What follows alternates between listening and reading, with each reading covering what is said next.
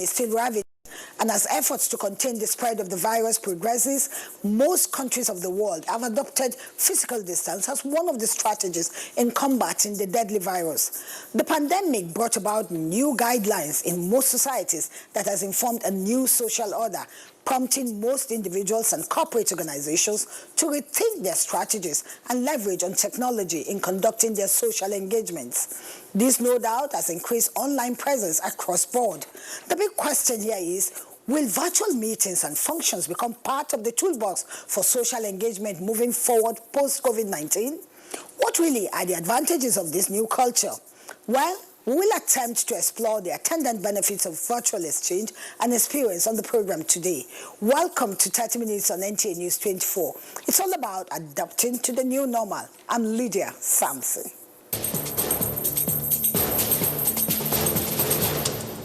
Traditional face-to-face public engagement has been around for as long as anyone can remember. Organizations spend considerable time and money on physical conferences and consultations. Our correspondent Victor Azu is set to tell us how COVID-19 has brought about a new social order and how it is saving man hours and travel's time. Victor, it's all yours now.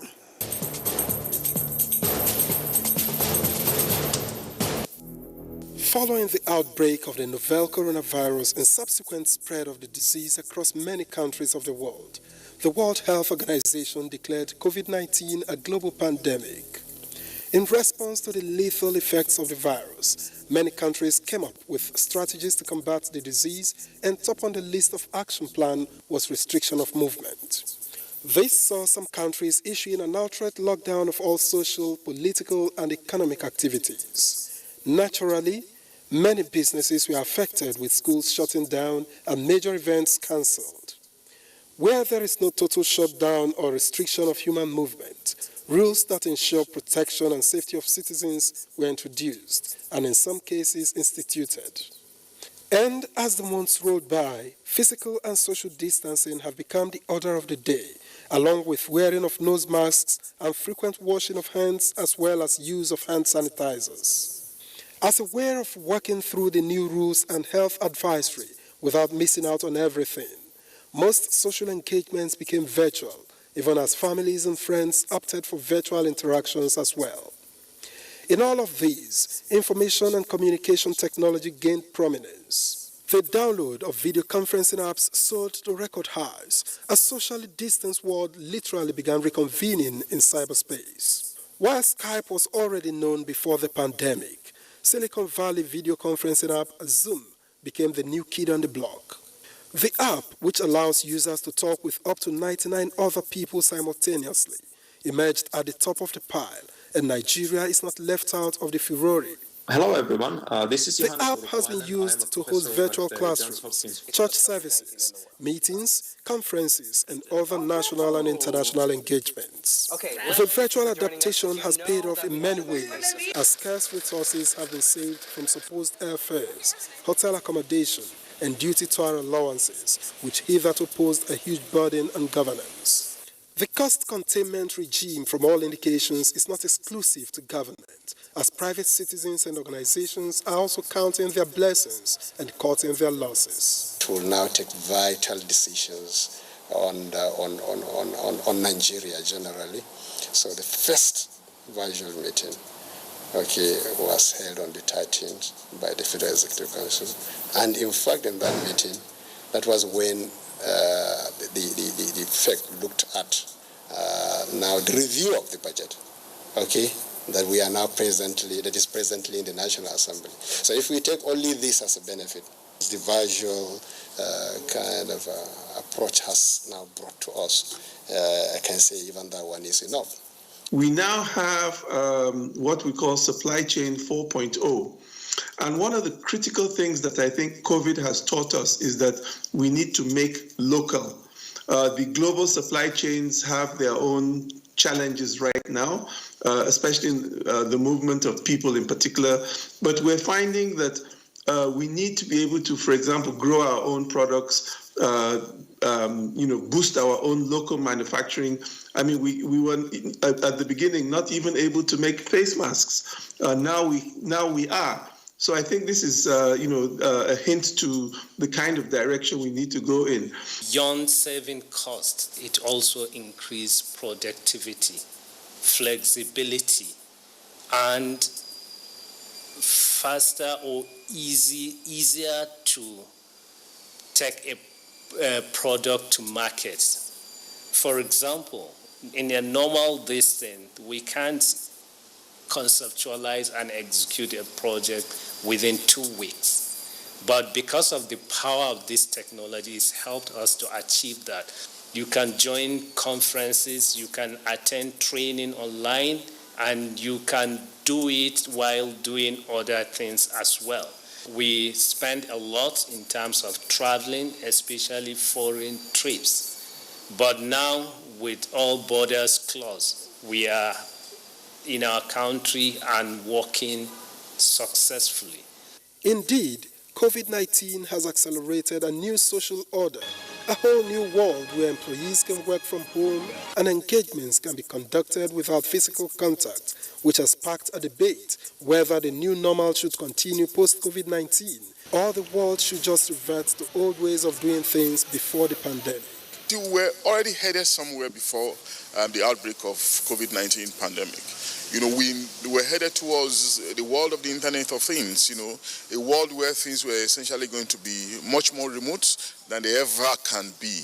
So it was a world of data sciences that were headed, and I've made a point, that the COVID-19 has just come to hasten us onto that new pedestal. And whether we like it or not, that new world, a world of remote services, is almost upon us, and we just have a very strong reminder in our hands that is a world that we are definitely headed, whether we like it or not.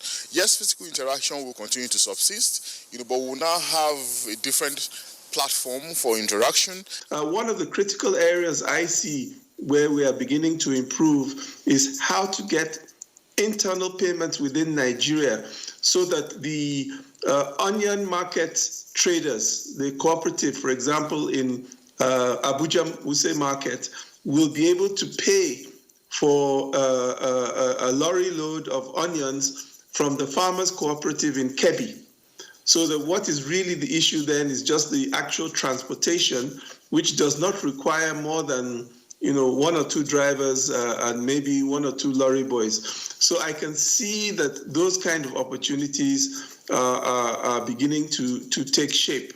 But having said that, we have to look at our own e-commerce capacities, building indigenous mobile money, and basically improving the home delivery experience. Another concern raised is if Nigeria has the capacity to fully switch to the ICT as a way of conducting business and other engagements. Indeed, does the country have the infrastructure to make it count? How efficient is the internet available in the country as a vital complementary service in the use of ICT? The infrastructure itself has to be developed to the level it is supposed to be operating seamlessly. And then, of course, the power has to be improved because all these systems are supported by the power. If you don't have the power, then there's an issue. The security aspect is also very fundamental for your identity as well as also the data itself. And I have to tell you that this is actually the main reason why the government also established even the Galaxy Backbone, specifically to provide the needed security, particularly for government data. There's no pattern, there's no sphere of life that is not prone to risk, that does not have people who want to pervert the process. And these are the people you call nymphomaniacs, psychopaths, or people who just naturally want to deviate from the norm. Much as you have it in the physical space of existence, you also have it in the online space. And of course, the online space has different kinds of security controls. It has different ways in which you can mitigate possible danger. And scientists, of course, engineers are perfecting this process. And of course, there are ways of policing online spaces as well. So what we have to do is just to up the ante in terms of mitigating crime in that sphere, just like we do in the physical space. We can build on this journey we've started last year. implement the National Digital Economy Policy and Strategy. If we do that, it covers everything end to end for you to have digital services end to end. In addition, Mr. President directed that all ministries should set up a digital transformation working group to help us drive the Nigerian digital transformation. So the government has been committed on it, and the journey has started. What we need now is to follow it religiously so that we can achieve our goals in terms of digital transformation. I would continue to encourage government to endeavor always when formulating policy to take a human-centered and inclusive approach to digital and technology governance. As Vince Cerf, one of the fathers of the internet, recently said, the internet itself isn't broken. It's shown that it's worked, but it is the inequalities which need to be fixed. And I think this is where our service providers need to be able to make access ubiquitous and affordable, and frankly, symmetric and reliable. It's a two-way street. I am personally positive. I think if our society takes the COVID-19 situation as an opportunity to review our priorities and focus, and I think we should not seek to go back to normal, but move forward to something better. As the world continues to grapple with the novel coronavirus in a bid to save lives and livelihoods, the gains of the season must not be lost on Nigerians, especially as experts' projections indicate attendant challenges and the need for adjustments, particularly in the economic sector post-COVID-19 pandemic.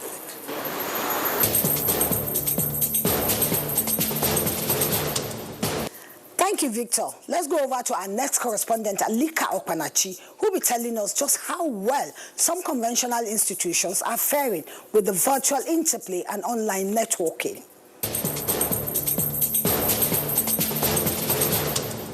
The benefits of virtual meeting cannot be overemphasized, especially with the advent of COVID-19 pandemic and the inability of people to meet face-to-face. This has no doubt adversely affected the global economy, forcing many businesses to temporarily shut down and governments across the world to place restriction on movement as a way to contain the spread of the virus.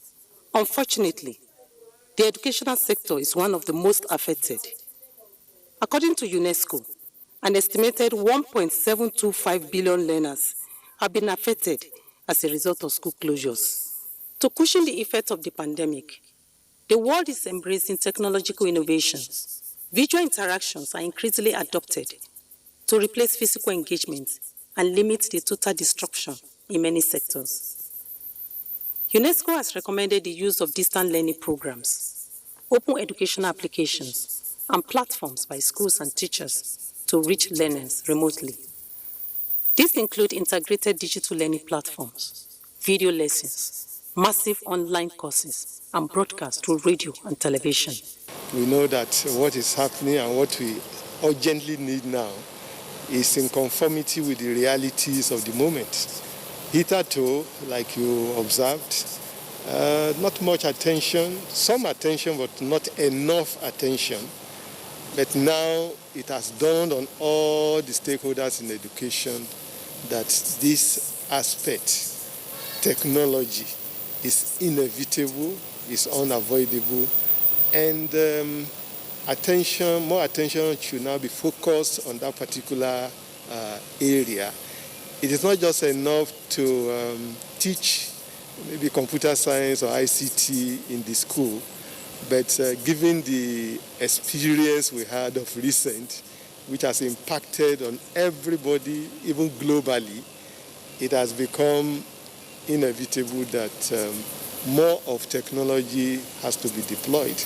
We have no choice than to explore this medium. Power, internet connectivity limitations will be there, with or without COVID-19. But now, presently, to curtail this, because this is real, COVID-19 is real, is with us. we have no other option than to do some virtual communications in teaching students, because they have been they've been at home for a long time. If we have to bring them out, then can we face the consequences? So they can still benefit from this virtual training. The meetings, like we are meeting here, the committees we've met before, virtually before coming here. In fact, since COVID-19, this is the first time we are meeting physically. So the country has to move. The economy has to move. This virtual technology is a benefit to us. So let's make use of it and let's develop it to the maximum. Here in Nigeria, some schools have already adopted e-learning as a response to COVID-19 induced social restriction. Additionally, some states and private organizations have come up with e-learning initiatives to bridge the gap in the education sector. The success of these recommendations hinges on the use of high technology or low technology solutions, which are based on the reliability of local power supply, internet connectivity, and digital skills of teachers, students, parents, and caretakers. As pleasant as this solution is, it is said that students from low-income generating communities will be left out and unable to access learning through this medium. If you want to facilitate teaching and learning, some call it e-learning, some call it online learning, whatever stuff, whatever name you decide to give to it, it is very, very important. And it should not be peculiar to the private schools alone. It should be a universal application. Children have equal rights. We shouldn't make some to feel more privileged or more advantageous than others. I think if we had been a little bit more proactive rather than being reactive, which is unfortunately the feature of our developmental strategies, we wouldn't have been caught so unawares and put some of our children at a disadvantage. As the debate on the preference for online or physical engagement rages on, with both sides having plausible arguments, the fact remains that society must forge on. To this end, business owners and professionals are cashing in on the many opportunities and leverages online presence seems to offer, with most insisting that safety and protection against the disease remains paramount on the priority list. My take on video conference meetings, Zoom meetings, video WhatsApp meetings, and all the online platforms for meetings. On my own opinion, it's a good development. However, the challenge we have in Nigeria is the strength of our network and the challenge you always have with our network. The challenge, the network doesn't support that system. Meanwhile, while it is a good development, I still encourage our service providers, the network providers, to up their games in the area of providing a strong network. In the final analysis, either we like it or not, as a nation, the development of online meetings, Zoom meetings, video conferencing has come to stay. Even though I will prefer that the physical meetings allows room for more expressions, allows room for more body language, contacts, and communications. But we just have to accept the new normal, which is the video conferencing calls and meetings. By the time we get adapted to it, it's going to help us a lot. And once we get adapted to it, it's going to help our economy, it's going to save time, it's going to save energy and a whole lot of stress. It doesn't really make economic sense that meetings that can be held by different people from all over the world, visually, that people keep hopping into the airplane, traveling, here and there, like we used to see. I am looking forward to a situation in Nigeria when senior civil servants will slow down with their, traveling, globetrotting around the world in the name of one meeting or the other. These meetings can be effectively held with you sitting in your office in wherever you are, and other people sitting in their respective offices wherever they are, and you hold meetings, take decisions, put down the minutes of the meeting, and in 1 minute Those minutes will get to each participant. That's technology for you. That's where the world is. It's something that we must advance in Nigeria. Unfortunately, we are not yet 100% covered with internet, Wi-Fi. We are still struggling, with efficiency in that sector. And until we get it really as efficient as they are in civilized world, we cannot stop. We must continue to improve, get right with our electricity, and then get right with our internet services. Once these are settled, believe you me, we'll go beyond the skies. Religious organizations are no different. To Senior Pastor, First Baptist Church, Gariki, Abuja, Reverend Israel Akonji, streaming live worships on social media and its website for members outside the auditorium is not new to the church, as many churches use this medium to reach their large audience across the country. He describes the use of visual engagement in congregating as taking church to the people. What happened during the lockdown made us to begin to have virtual meetings and virtual conferences. I was part of a number of such. One that was organized by the EFCC.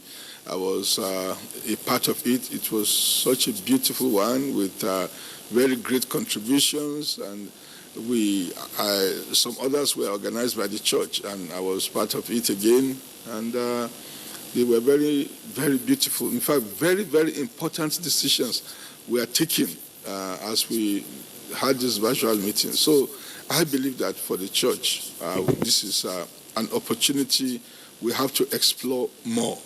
I feel that not just for the church, but for the nation and all people, things must not remain the same again.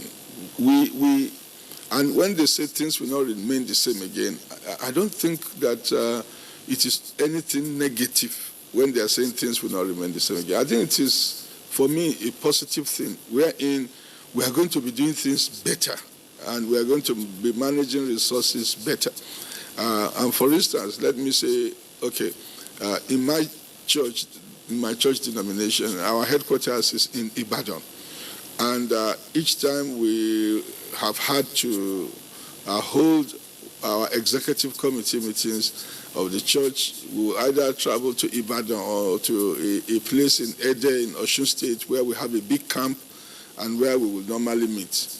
And of course, look at the risk of traveling, look at the amount of money involved in traveling, and then we will have to not just travel, but you will need to take accommodation for 2 days and things like that.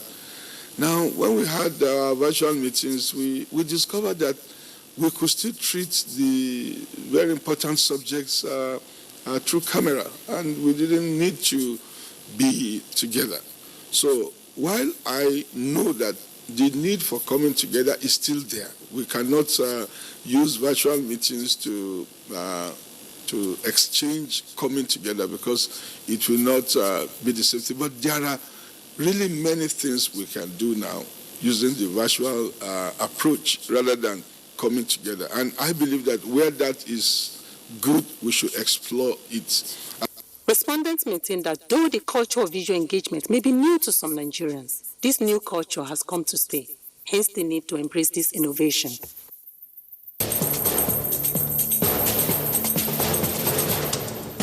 Thank you, Alika. Yes, there is a big difference between delivering a digital event and delivering a live event. Some may think the value of an in-person event is lost when you go digital. But there are several unique benefits to digital events, as well as accessibility, flexibility, environmental friendliness, and most importantly, cost containment tops the list of benefits. Can we throw all that away? Your guess is as good as mine. That's our package on 30 Minutes Today. Thank you for being part of it. We'll see you next time. Until then, please stay safe. Coronavirus, where the nickname na COVID-19, it not be big man who sickness, so if it catch anybody, according to World Health Organization, WHO, where then they call WHO. Make I show you how the disease they take spread. Oga travel go abroad, come back with symptoms of COVID-19 infection. As he land for airport, driver go carry and come house. His wife and pikin welcome am. Cook arrange food for Oga. Houseboy and house girl pack Oga load enter house. Now so Oga begin spread this infection to we people. Driver go mechanic workshop, go spread am. Cook go open market to go buy one or two things. She go spread am too. Even house cleaner go back her house, go spread the same infection. Now so this coronavirus begin take style dey spread from family to we country people. So therefore, make we join hands obey all the instructions wey government and our medical people don't give us. So wash your hands with water and soap regularly, or use hand sanitizer. No go join body for where people gather plenty, maintain social distancing. Above all, stay una house as government don't advise. Stop unnecessary waka about. So make we not spread this virus. Coronavirus. No be only big man like me they catch you. If it catch anybody, even poor man yourself fit to get am. So make we join hands together. Take stop with this deadly disease where they kill our people and they never get the cure. Together, we go overcome if we do all the things where they tell us to do.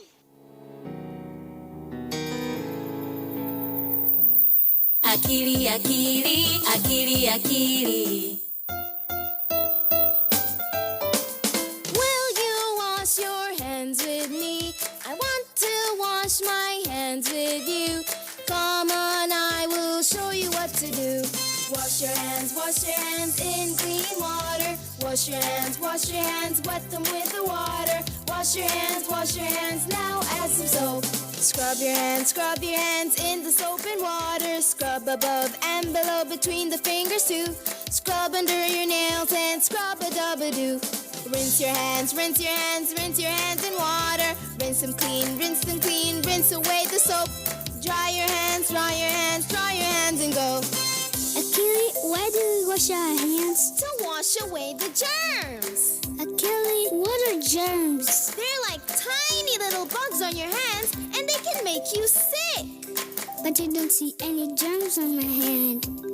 That's because they're so tiny that you can't even see them. Oh wow, I want to wash the germs away. Will you wash your hands with me, Akili? Of course!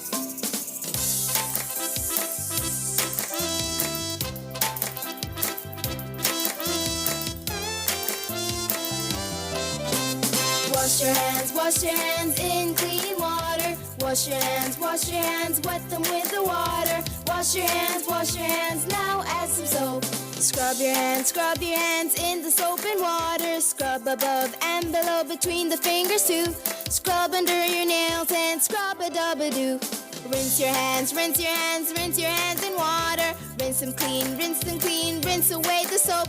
Dry your hands and go.